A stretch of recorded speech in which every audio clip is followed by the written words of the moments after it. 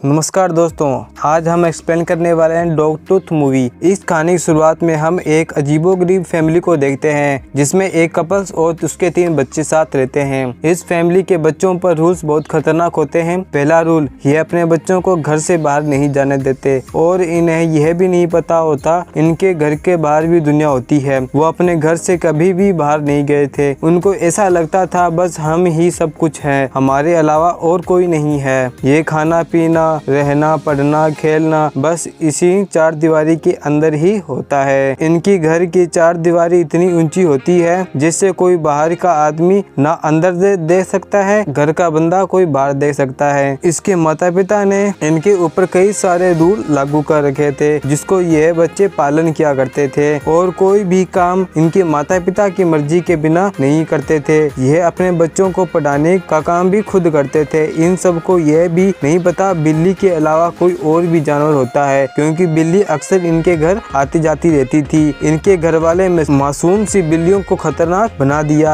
इन सबको बच्चों की तरह रखा जाता था। इसके पास कुछ खिलौने थे जिसे ये खेलकर अपना टाइम पास किया करते थे। इनको ज्यादा नॉलेज ना होने के कारण इनके दिमाग का विकसित भी नहीं हुई होती है। इनके अपने पेरेंट्स के साथ बिल्कुल नहीं बनती। इनकी बहनें तो 2 होती है जो आपस में अपनी बातें शेयर कर लिया करते हैं, पर वो लड़का अकेला होता है जिसकी फीलिंग उसके फादर भी समझते हैं, जिसके कारण वो अपनी बात किसी को शेयर नहीं कर सकता। के फादर एक फैक्ट्री के मालिक होते हैं। वहाँ का एक लेडी सिक्योरिटी गार्ड को वो बिठाकर आंखों में पट्टी बांधकर अपने घर अक्सर लेके आया करता था। इस सिक्योरिटी गार्ड, क्योंकि सिक्योरिटी गार्ड इन सभी बच्चों की खास दोस्त होती है, वो गार्ड सबसे पहले बड़ी बेटी के पास जाके बैठती है और बातें करती है। इन बच्चों के पैसे के बारे में भी नहीं पता होता। वो अक्सर अपने सामान के अदला बदली किया करते थे। वो गार्ड बाहर इसके फैमिली के पास आ जाता है। वो इनकी फैमिली पिक्चर लेने लग जाता है। गार्ड को इसकी फैमिली अजीब लगती है, इस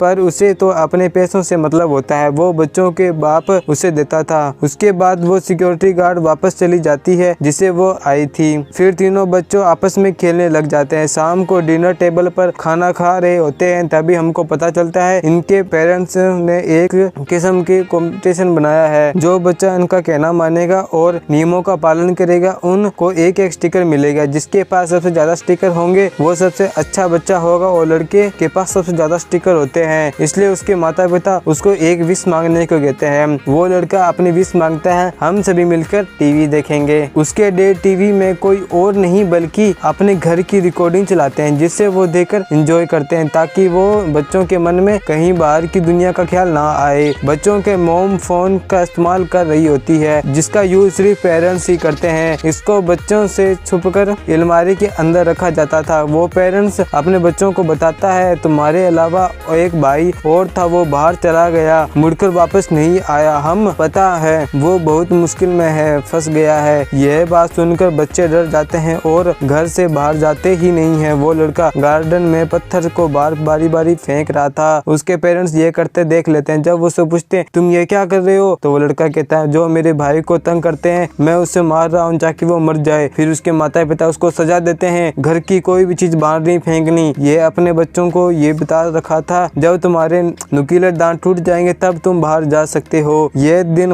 वो एरोप्लेन से खेल रहा होता है, तभी उसकी बहन उसे एरोप्लेन को छीन लेती है और वो घर के बाहर फेंक देती है। पर वो लड़का बाहर नहीं जाता। अपने डैडी को घर पर आते ही वो अपने डैडी को सभी बात बता देती है और अपने टॉय को बाहर लाने के लिए भेज देता है। वो अपनी गाड़ी में बैठकर अपने टॉय को लेकर नहीं जाता है। वो अपने बच्चों के मन में खौफ पैदा करके रखा था, अगर तुम बाहर जाओगे तो तुम मर जाओगे। और गाइस, ऐसी वीडियो और देखना चाहते हो तो कमेंट बॉक्स में दिए गए लिंक पर क्लिक करके देख सकते हो। वीडियो को लाइक, चैनल को सब्सक्राइब करने के लिए आपको तहे दिल